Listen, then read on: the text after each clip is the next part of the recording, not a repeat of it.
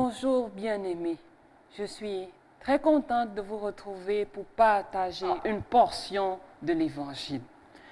Nous allons lire dans le livre de 2 Corinthiens, chapitre 5, versets 17 à 18.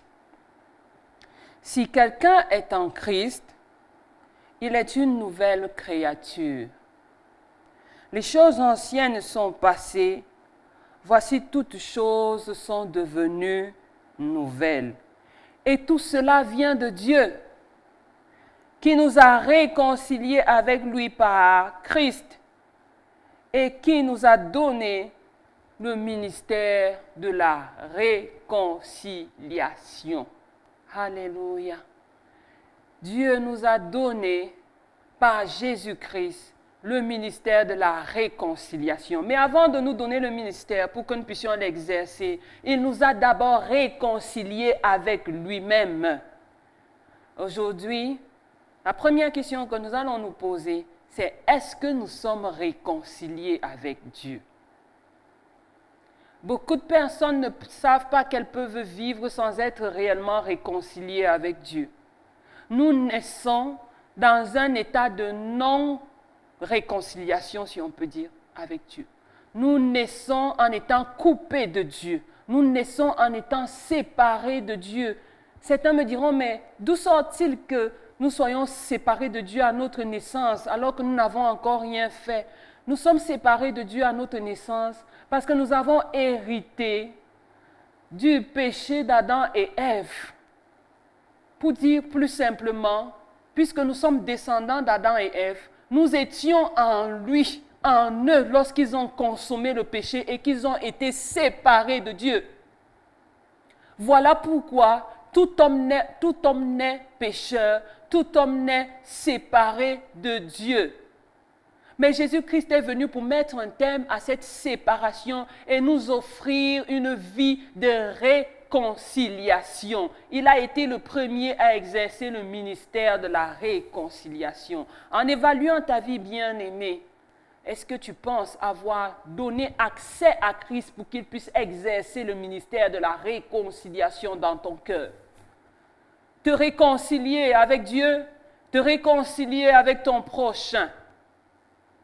Jésus a passé son ministère, 3 ans de ministère terrestre, à n'annoncer que la réconciliation. Et cette réconciliation-là, il la prêchait à des hommes qui étaient supposés connaître Dieu. Car il s'agissait des Juifs. Et nous savons que l'héritage de la parole de Dieu nous vient des Juifs. Aujourd'hui encore, il y a beaucoup de personnes qui héritent de la parole de Dieu parce qu'ils sont devenus comme des Juifs des temps modernes. Ils sont des chrétiens, ils ont hérité de la foi de leur père, mais leurs cœurs ne sont pas réconciliés avec Dieu.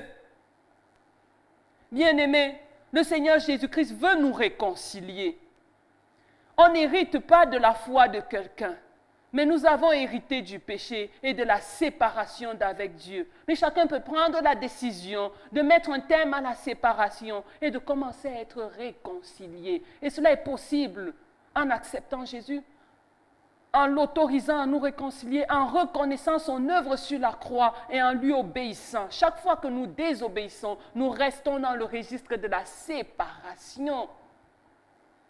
Mais si nous acceptons d'entrer dans une vie d'obéissance, alors nous entrons dans la vie de réconciliation. Et qui sait ce que Dieu peut faire à un être réconcilié? Imaginez que vous soyez réconcilié, que vous soyez redevenu l'ami de Dieu, le suprême.